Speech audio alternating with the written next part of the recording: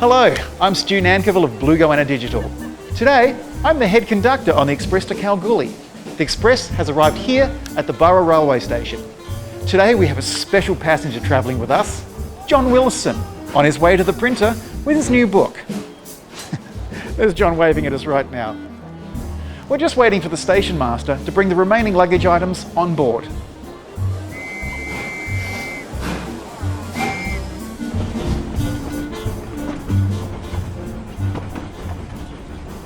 Tell us about your new book, John.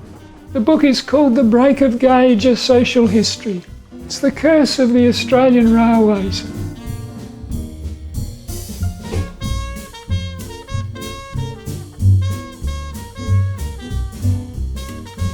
The Albury station was on the border of New South Wales and Victoria and was Australia's most famous break of gauge station.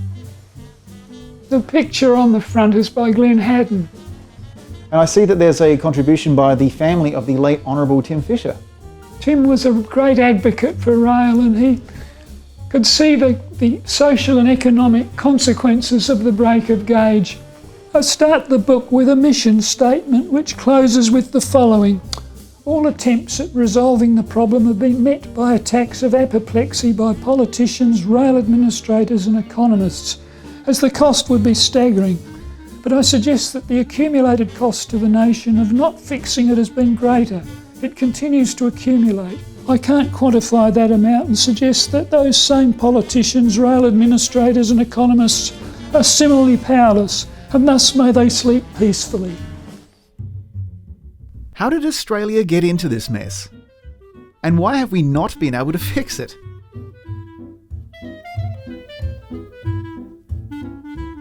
This book is a whodunit of governments and members of parliament behaving badly. It is all about greed, profit, and ego-driven determination to have their own way. One colony against another, and doing what they could to be obstructive. There were the goodies and the baddies.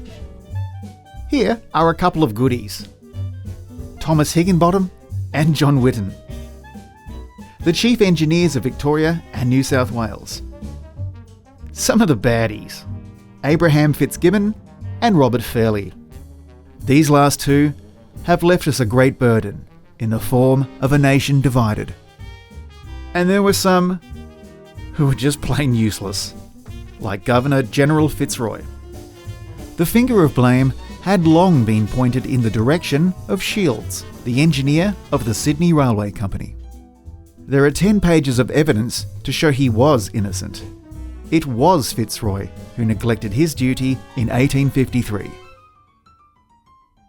24 chapters will take you through this saga.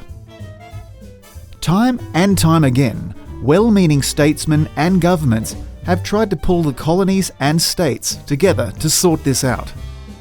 In colonial time, Sir Henry Parkes in New South Wales and Sir James Service in Victoria. Prime Ministers Ben Chifley and Billy Hughes. Tarawi and Quorn were a couple of towns that thrived on the inefficiency, but to fix the problem would have been to throw hundreds out of work. That led to the government doing nothing. Central to all of this was the North-South Transcontinental Railway.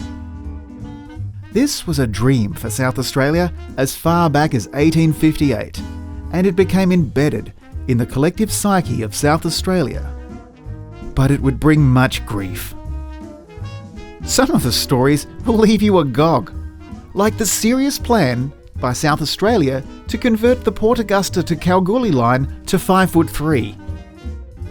The first break of gauge on the Australian mainland was at Kadina in South Australia. It was settled by Cornish miners in the 1860s. They brought with them the traditions and folklore of Cornwall. There were piskies and Tommyknockers who warned miners of impending collapse. They could also cause trouble if things were not to their liking. When the governor came to open the railway, these mysterious creatures of the deepest parts of the mine made it quite clear that the introduction of conflicting gauges was not to their liking. Whitten and Fairley became engaged in a slanging match through letters written to the Sydney Morning Herald. Letters of great length, about 2,500 words. Robert Fairley was driven by greed. Fitzgibbon seems to have had a thought disorder. The break of gauge is a national disgrace and has been a chronic drain on the national economy. Informal discussion within the community reveals that there is a large part of the population that is oblivious to all of this.